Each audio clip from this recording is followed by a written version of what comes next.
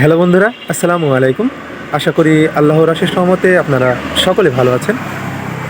So আপনাদের দোয়ায় আমিও ভালো আছি। সো ভিডিও শুরুর আগে বলি, দুবাই ভিসা খুলবে। হ্যাঁ, আপনারা ঠিকই শুনেছেন, দুবাই ভিসা খুলবে। সো কী জন্য খুলবে, কী কারণে খুলবে আপনারা নিশ্চয়ই দেখে ফেলেছেন। আর এটা নিয়ে আসলে বলার কিছু নেই। আপনারা সম্প্রতিকালে দেখেছেন যে অনেক গণমাধ্যম, নিউজ মাধ্যমে কিন্তু এই সংযুক্ত আরব আমিরাতের ভিসা যেদিন নাগাদ বন্ধ হয়েছে, মানে এমনিতেও ভিসা বন্ধ, আর যেদিন নাগাদ বন্ধ হয়েছে এটা নিয়ে কিন্তু অনেক প্রেস ব্রিফিং হচ্ছে, অনেক চ্যানেলে আসলে অনেক নিউজ প্রকাশ করছে, এবং অনেক ইউটিউবার, অনেক কন্টেন্ট ক্রিয়েটর, যেমন আমরা বলছি আপনাদের। সো সংযুক্ত আরব আমিরাতের ভিসা খুলবে।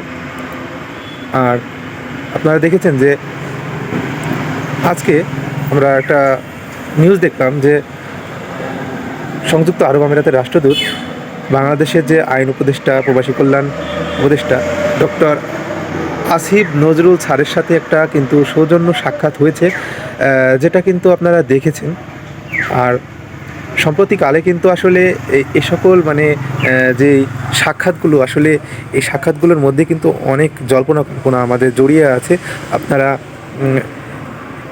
ইতিমধ্যে দেখেছেন যে আমাদের যে প্রধান উপদেষ্টা ডক্টর মোহাম্মদ ইউনূস স্যারের সাথেও কিন্তু আসলে একটা সৌজন্য সাক্ষাৎ হয়েছিল এটা নিয়ে। আর এর আগেও কিন্তু আসলে রাষ্ট্রদূতের সাথে হয়েছিল।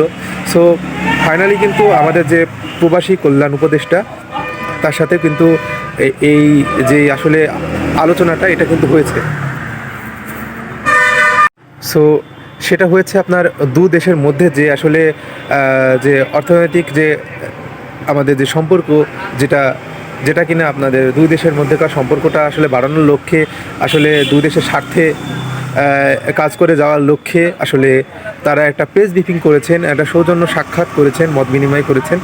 আর আমরা যতটুকু জেনেছি যে আগে একটা নিউজ আমি বলেছিলাম, আসলে দেখিয়েছিলাম যে প্রধান উপদেষ্টার সঙ্গে যেই বিনিময় সৌজন্য সাক্ষাৎ হয়েছিল, ওটা কিন্তু সেই বিষয়ে কিন্তু আমরা কোনো নিউজ পাইনি যে ভিসা কবে খুলবে, কবে নাগাদ খুলবে।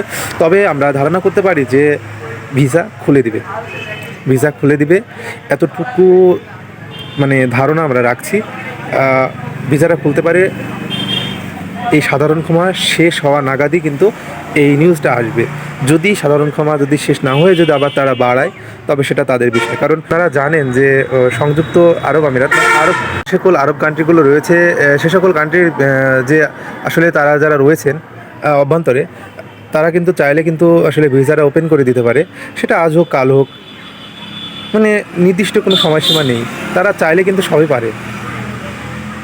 সো আমরা চাইবো যে ভিসাটা জানুয়ারি মাসের দিকে ওপেন হোক, কারণ সাধারণ ক্ষমাটা শেষ হোক, সবাই যেন সুবিধা পায়, সেটাই আমরা চাই। সো আপনারা অনেকে আমাকে মন্তব্য করেছেন যে আমি নাকি ভিউ বাড়ানোর জন্য আসলে ভিডিও করি। আসলে ভাই, আমি যতটুকু জানি, যতটুকু মানে অথেন্টিক, যতটুকু নিউজ পাই, ততটুকু আপনাদের দেওয়ার চেষ্টা করি, এর বেশি কিছু না। আর হচ্ছে আপনারা অনেকে জানেন, যাক এ কথা পরে আসি, যেহেতু আপনারা আমাকে অনেক ভালোবাসেন, তার কারণে আসলে মন্তব্যগুলো করেন। আসলে ভালোবাসা না পেলে কিন্তু, ভালোবাসা না দিলে কিন্তু আসলে মন্তব্য করতে পারে না। আমি চাই যে আপনারা ভালো খারাপ যার যেরকম ইচ্ছা আপনারা মন্তব্য করুন, কোনো সমস্যা নেই। আমি মন্তব্যের আসলে যদি আমার সাধ্য থেকে হয়, অবশ্যই আমি আপনাদের কমেন্টগুলো রিপ্লাই দেওয়ার চেষ্টা করব। আর অনেক ভালোবাসার ভাই বোন কমেন্ট করেছে যে ফ্যামিলি ভিসা কবে খুলবে, লেবার ভিসা কবে খুলবে, তারপরে হাই প্রফেশন ভিসার কী খবর।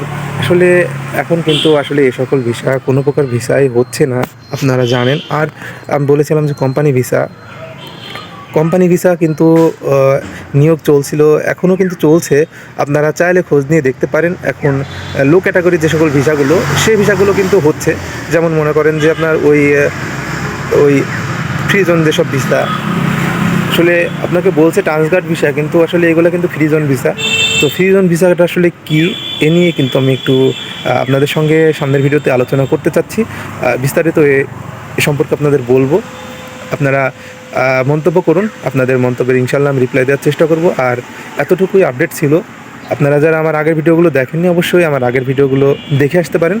সো এই ভিডিওটি যদি আপনাদের কাছে কিছুটা হলেও ইনফরমেটিভ মনে হয় তাহলে আমার চ্যানেলটিকে সাবস্ক্রাইব করতে পারেন। সো আশা করি সকলে ভালো থাকবেন, সুস্থ থাকবেন। সো আজকে এই পর্যন্তই, ধন্যবাদ সবাইকে।